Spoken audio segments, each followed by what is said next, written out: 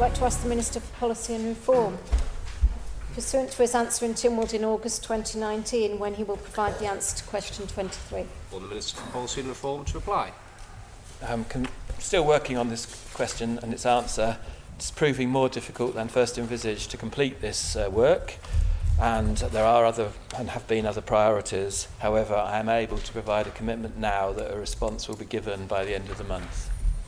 Country question, Ms Edge. Thank you, Mr Deputy President. Bearing in mind that it's non-disclosure agreements and confidentiality clauses that the question was in connection with, I was beginning to think the Minister was going to keep it confidential, to be honest.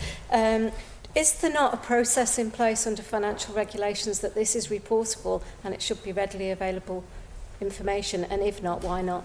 Minister to reply. The data was readily available.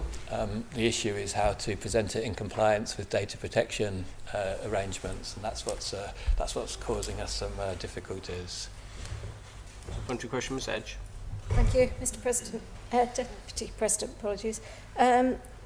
I think from the question, I'm not so sure what the Minister is relating to there, because the question was quite clear. It was just how many. It wasn't breaching. I didn't feel any GDPR regulations, so I'm not sure why the Minister would have brought that up. Minister to reply.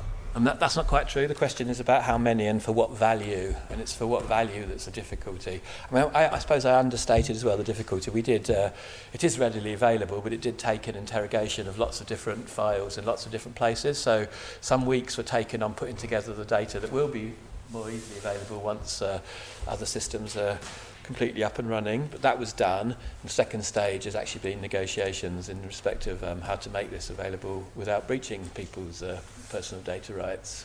Supplementary question, Ms Edge. Thank you, Mr Deputy President. From what the Minister's just said, that the data is available, but it's in many different forms and that. Does he not think, as Policy and Reform, he should perhaps be gathering this in one place? Minister to reply. Yes. We move to question 12.